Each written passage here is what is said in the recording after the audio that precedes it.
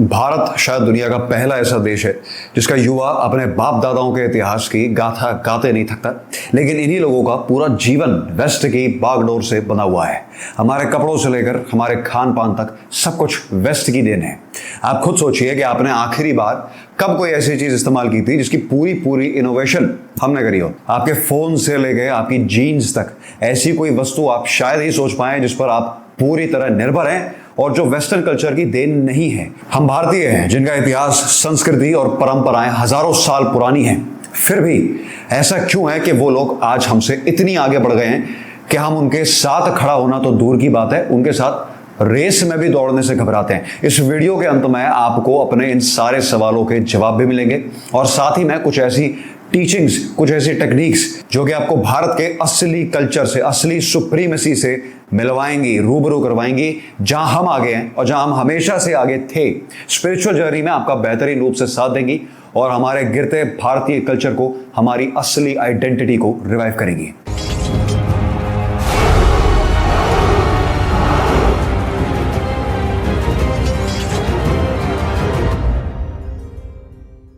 इससे पहले कि हम आगे बढ़े, आप में से कुछ लोग मेरी आवाज़ की बड़ी सराहना करते हैं। यह आवाज़ पहले ऐसी बिल्कुल भी नहीं थी और ना ही मेरे शब्द इतने कंठस्थ थे।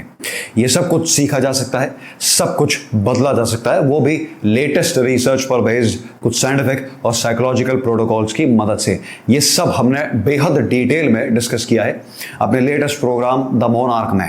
इसके बारे में और जानने के लिए क्लिक कीजिए डिस्क्रिप्शन में दिए गए लिंक पर। अब देखिए, सबसे खतरनाक झूठ वही होता है जो हमें सच लगने लगे, और यही झूठ सालों से हमारे अंदर पिरोया गया है। जब ब्रिटेन ने भारत पे कब्जा किया तो उन्होंने सिर्फ हमारी जमीन या सोना नहीं लूटा, उन्होंने हमारी सोच लूटी है। उन्होंने हमें इतना नीचा दिखाया, इतना कमजोर महसूस करवाया कि हमने अपनी ही शक्ति पर शक करना शुरू कर दिया है। ब्रिटिशर्स ने सिर्फ हमारे कपड़ों और रंग रूप को ही नहीं बदला, उन्होंने हमारे दिमाग का ढांचा ही पलट के रख दिया है। मैक्यूले की एजुकेशन पॉलिसी का असली उद्देश्य था एक ऐसी नस्ल तैयार करना जो दिखे तो भारतीय है लेकिन सोचे और बोले ब्रिटिशर्स की तरह, और वही नस्ल हम बन गए हैं। आज भी हम मॉडर्न एजुकेशन का मतलब समझते हैं अंग्रेजी में बात करना। अंग्रेज आए तो हमसे व्यापार करने थे, लेकिन ऐसी एक मेंटल स्लेवरी छोड़ गए हमारे अंदर जो आज भी हर इंस्टाग्राम रील, हर मैकडोनल्ड के बर्गर से लेकर ज़ारा के कपड़ों तक छलकती है। हम सिर्फ कहने को ही आज़ाद हैं, पर असल में हम अब भी उन्हीं के स्टैंडर्ड्स पे एक्सेल करने की सोच रहे हैं, उनकी नजर में ऊपर आने की सोच रहे हैं, उन्हीं के जैसे कपड़े पहनकर, उन्हीं के जैसी बातें चोदकर। और इसी मेंटल स्लेवरी ने एक और चीज पैदा करी है, एक छुपा हुआ रोग जिसे कहते हैं इंफीरियरिटी कॉम्प्लेक्स।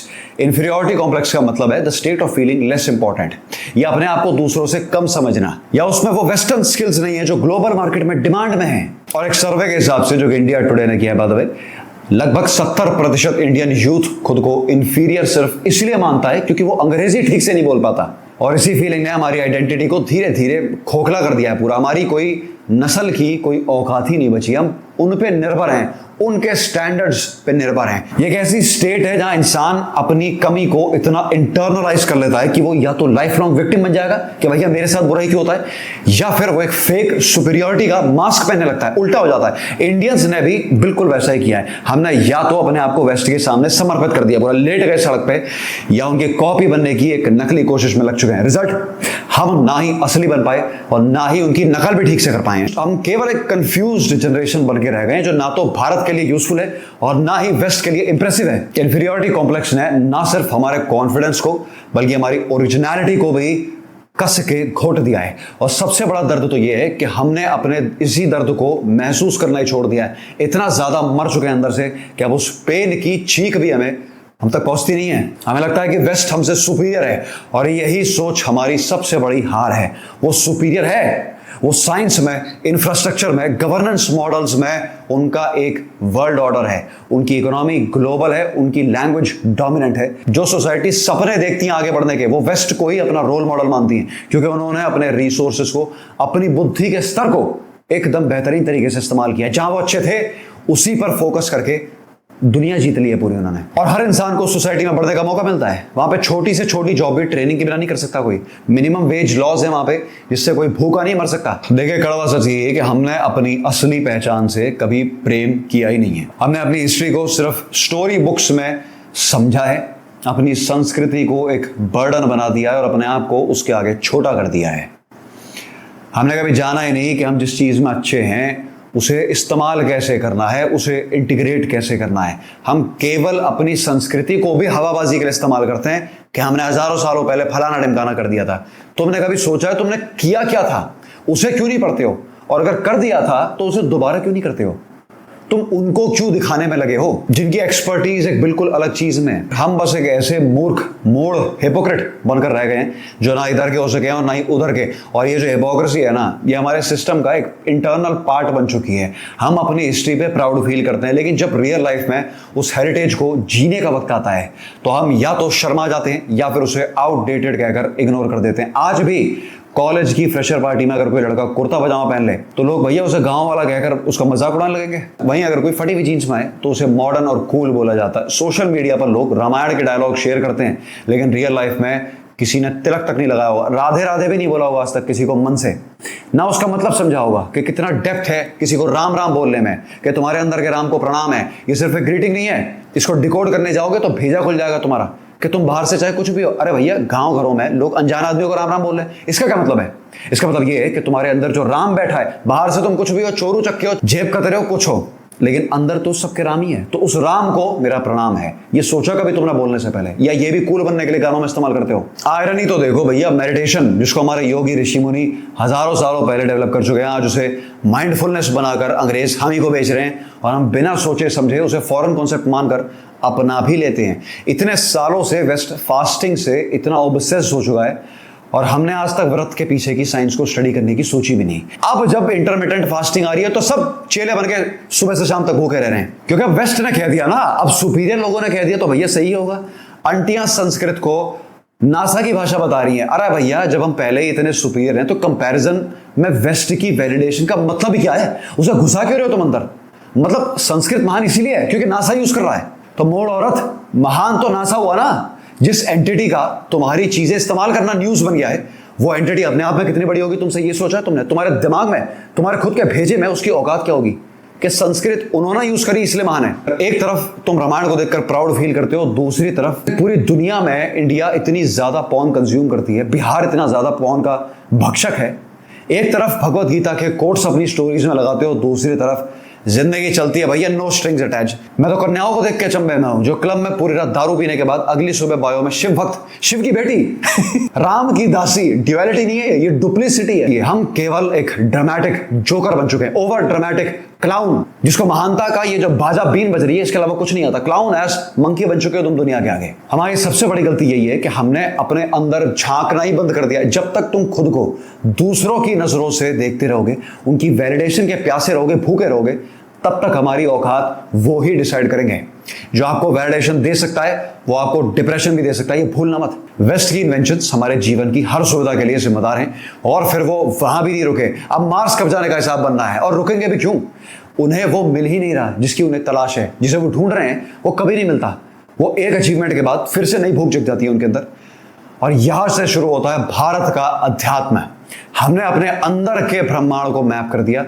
इसमें है हमारी महानता स्पिरिचुअलिटी में। भारत के ऋषियों ने कभी कोई सैटेलाइट लॉन्च नहीं की, पर वो बिना किसी टेलीस्कोप के अपनी थर्ड आई से वो देख सकते हैं जो नासा आज भी केवल स्पेकुलेट कर सकता है। नासा अपनी जगह ठीक है, हम अपनी जगह ठीक है। उन्होंने मशीन्स बनाई है, हमने मोक्ष का मार्ग दिया है। उन्होंने दुनिया को कॉन्कर किया है, हमने चेतना को कॉन्कर किया है। हमने समय के तत्व को समझा है। ऋषि मतांग, महर्षि पतंजलि, आदि शंकराचार्य, ये सब लोग हार्वर्ड ग्रेजुएट तो नहीं है, इन्होंने कोई एआई टूल तो नहीं बनाया, लेकिन इन्होंने मनुष्य के दिमाग और चेतना को उस लेवल पर डिकोड किया है जहां आज भी न्यूरोसाइंस नहीं पहुंच पाई है। उन्होंने बताया मन का वशीकरण कर लो, बाकी दुनिया खुद ब खुद कंट्रोल में आ जाएगी। ये लाइन कोई मोटिवेशनल कोट नहीं है, स्पिरिचुअल इंस्ट्रक्शन है, मैनुअल है स्टेप बाय स्टेप। और इसीलिए भारत दुनिया को कॉन्कर नहीं करता था, क्योंकि जिसने खुद को काबू कर लिया उसे बाकी सब कुछ बेकार लगने लगता, अर्थहीन, क्षणभंगुर। ये सब तो हो गई भैया ज्ञान की बातें जो कि सुनना आपके लिए बहुत ज्यादा जरूरी। पर अब आ जाते हैं फाइनल सेगमेंट में। इस हिस्से को सुने बिना आपका ये वीडियो देखना और ये बातें समझना बिल्कुल बेकार है। कुछ ऐसी टीचिंग्स और टेक्निक्स जो कि हमने इन सब चीज़ों से ऊपर उठने में हमारी मदद करेगी और आपकी स्पिरिचुअल जर्नी में बहुत लाभदायक सिद्ध होने वाली हैं। सबसे पहला, ब्रह्म मुहूर्त में जगना। मैं तुम्हें पहले ही बता दूं कि अगर तुम रात के 2 बजे तक नेटफ्लिक्स देख रहे हो तो तुम स्पिरिचुअल बिल्कुल नहीं हो सकते। तुम सिर्फ स्पिरिचुअल कंटेंट कंज्यूम कर रहे हो, ट्रांसफॉर्मेशन नहीं कर पा रहे। ब्रह्म मुहूर्त यानी कि सुबह के 3 बजे से 5 बजे तक का समय, यह टाइम सिर्फ योग के लिए नहीं होता, यह आत्मा के जागरण का गोल्डन गेटवे है। साइंस कहता है कि इस वक्त तुम्हारे brain waves alpha theta state में होते हैं। अगेन मैं साइंस को इंटीग्रेट कर रहा हूं उन लोगों के लिए जिन्हें ये कॉन्सेप्ट्स लगे हजारों सालों पहले के। ये सब चीजें डीप लर्निंग और मेडिटेटिव अवेयरनेस के लिए परफेक्ट हैं। सुबह ब्रह्म मुहूर्त में उठकर 10 मिनट कम से कम नाज़ सूक्त का उच्चारण करो, तुम्हारा डीएनए वाइब्रेट करने लग जाएगा पगलैठों। नंबर 2, मौन साधना। तुम वैलिडेशन से इतना एडिक्ट हो चुके हो कि तुम्हारा एक भी दिन बिना बोले गुजारना मुश्किल हो जाता है, परंतु मौन साधना तो करनी ही पड़ती है अपने मन की शांति के लिए। तुम्हारा मन मशीन बन गया है और मशीन स्पिरिचुअल नहीं होती। इसी मशीन को अपने अंदर से जड़ से निकालने के लिए एक दिन में कम से कम 2 घंटे बिल्कुल चुप बैठो, ना म्यूजिक, ना बातें, ना फोन। इतना नहीं कर सकते तो सबसे पहले शुरू यहां से करो कि 1 घंटा डिजिटल वर्बल साइलेंस रहे, बस बैठे रहो। तुम्हारी सबसे बड़ी जो लड़ाई है वो तुमसे ही होगी। नंबर 3, मंत्र जाप। अब ऐसा है भैया, तुम लोग मंत्र का इस्तेमाल जो अपने इंस्टाग्राम कैप्शंस के लिए या स्टोरी म्यूजिक के लिए करते आ रहे हो वो करते रहो, लेकिन थोड़ा अर्थ भी समझ लो। ओम नमः शिवाय एक स्लोगन नहीं है, ये एक शब्द, ये एटॉमिक बॉम्ब है पूरा, जो तुम्हारे सबकॉन्शियस को रीप्रोग्राम करता है। इसकी फ्रीक्वेंसी तुम्हारे सबकॉन्शियस के ताले तोड़ती है। ज्यादा कुछ नहीं करना, बस एक रुद्राक्ष की माला ले लो और कम से कम 108 बार सिर्फ एक मंत्र का जप करो पूरी अवेयरनेस के साथ। शब्द को फील करो, वाइब्रेशंस को महसूस करो, नाभि से एनर्जी लेकर आओ मस्तिष्क तक, फ्लो देखो एनर्जी का, ऑब्जर्व करो, बैठ के देखो कि जो मंत्र पढ़ रहा है कौन। मंत्र इसलिए बताए जाते हैं ताकि अचानक से दिमाग को खाली करना, जो सार है मोक्ष का, वो इम्पॉसिबल है लगभग, अनलेस यू आर अ बौद्ध पुरुष, गिफ्टेड आदमी। मंत्र से क्या होता है कि बाकी सारे थॉट्स से हट के एक चीज पे ध्यान आ जाता है।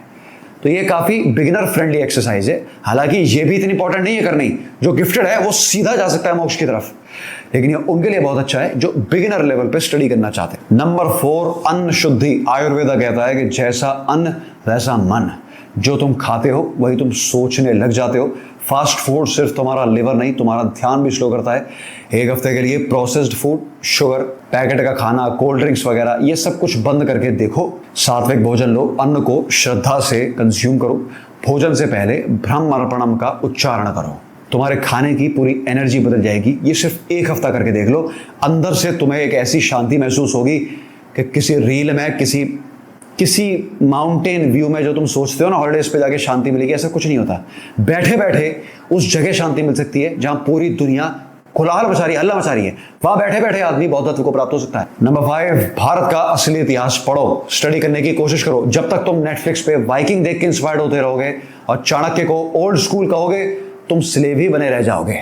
हम लोग मुगल्स और ब्रिटिशर्स के पर्सपेक्टिव से लिखी गई हिस्ट्री पढ़ते आ रहे हैं, इसलिए हमें लगता है कि भारत वीक था, लेकिन असली भारत इतना एडवांस था कि उसके ऋषियों के पास time travel, interdimensional access और साइकेडेलिक एक्टिविटी और साइकिक एबिलिटीज की सिद्धियां भी प्राप्त थी। ऑब्वियसली बात है, मेरे पास इसका कोई प्रूफ नहीं है। हमारे पास इन चीज़ों की लिखी कही बातें हैं जो भुलाई जा चुकी हैं, मिटाई जा चुकी हैं।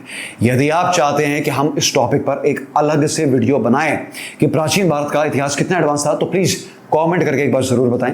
अब प्राचीन भारत की स्टडी के लिए कुछ बुक्स मैं आपको ज़रूर रिकमेंड करना चाहूँगा। सबसे पहला सत्यार्थ प्रकाश, पतंजलि योग सूत्र, विवेकानंद की जो वर्क्स हैं, विवेकानंद के कंप्लीट वर्क्स, और इंग्लिश एनोटेटेड उपनिषद्स। ये सिर्फ किताबें नहीं है, ये तुम्हारे थॉट सर्किट्स का सॉफ्टवेयर अपडेट है। कोर्ट के लिए मत पढ़ो, इंस्टाग्राम पे डालने के लिए है ना, अपने सिस्टम को रिवायर करने के लिए पढ़ो, किसी दूसरे के लिए नहीं। जितना डीप जाओगे उतना फॉल्स ईगो डिसॉल्व होता चलेगा। ये कुछ ऐसी किताबें हैं जो आपका माइंड, आपका डीएनए तक बदल सकती हैं। यहां तक अगर तुमने ध्यान से सुना है तो तुम समझ चुके होगे कि भैया हमारी असली जंग किसी और देश के खिलाफ नहीं है, ये एक अंतर युद्ध है अपने ही कंडीशनड माइंड के खिलाफ, जो हर दिन हमें कहता है कि वेस्ट एक सुपीरियर अथॉरिटी है और तुम भैया सिर्फ तभी कुछ बन सकते हो जब तुम उनके जैसा बनोगे, सॉफ्टवेयर इंजीनियर बनोगे फकिंग। लेकिन दोस्तों, हमें ये भूलना बिल्कुल नहीं है कि जो वेस्ट ने बनाया है, साइंस, टेक्नोलॉजी, मेडिसिन, इंफ्रास्ट्रक्चर, वो सब भी एक तरह से जमीन है जिसमें स्पिरिचुअलिटी का बीज उगता है। वेस्ट की सारी मटीरियलिस्टिक एडवांसमेंट्स गलत नहीं है, उन्होंने अपनी जगह एकदम सही काम किया है। अब हमें उनकी नकल नहीं करनी, हमें उनका सम्मान करना है, हमें खुद इनोवेशंस देनी है। पर सिर्फ इतना ही नहीं, हमें उनसे सीखना चाहिए कि कैसे उन्होंने एक स्ट्रॉन्ग साइंटिफिक फाउंडेशन बनाई जिससे उनकी सोसाइटी इतनी इवॉल्व हो गई है कि अब वो मटेरियलिस्टिक चीजों के पार सोचने की एबिलिटी पोजेस करते हैं। आज जो फॉरेनर्स इंडिया आते हैं मेडिटेशन, आयुर्वेद, योग के लिए, वो इसीलिए आ रहे हैं क्योंकि उन्होंने ये सब कुछ देख लिया, ये सब कुछ जी लिया है, मटेरियलिज्म पूरा, और अब वो जानना चाहते हैं कि उस चीज के पार क्या है, उनकी रूह को चैन कैसे मिलेगा, और वो चीज है हमारी स्पिरिचुअल लेगेसी। तो अगर हम वेस्ट को सिर्फ भटक गया कहकर इग्नोर करेंगे तो भी गलत होगा। हमें उनसे ये सीखना चाहिए कि कैसे एक स्ट्रांग और स्टेबल सोसाइटी बनाई जाती है जिसमें इंसान रोटी कपड़े मकान से आगे सोच पाए, और फिर जब वो रेडी हो तो उसे यह भी बताना होगा कि भैया अल्टीमेट सेटिस्फैक्शन किसी भी मटेरियल सक्सेस से बिल्कुल नहीं मिल सकता, बल्कि वो मिलता है केवल इनर साइलेंस से। तो अब वक्त आ गया है कि हम उन दोनों वर्ल्ड्स को ब्रिज करें, साइंस को फाउंडेशन बनाएं और स्पिरिचुअलिटी को डेस्टिनेशन बनाएं। अगर ये वीडियो देख के तुम्हारे अंदर कुछ भी हिला है, थोड़ा सा स्क्रू तुम्हारे टाइट हुए हैं या फिर ढीले हुए हैं, तो भैया कमेंट करके जरूर हमें फीडबैक दें इसका। अब सफर तुम्हारा है और अब तुम पीछे नहीं मुड़ोगे। जय हिंद, जय भारत।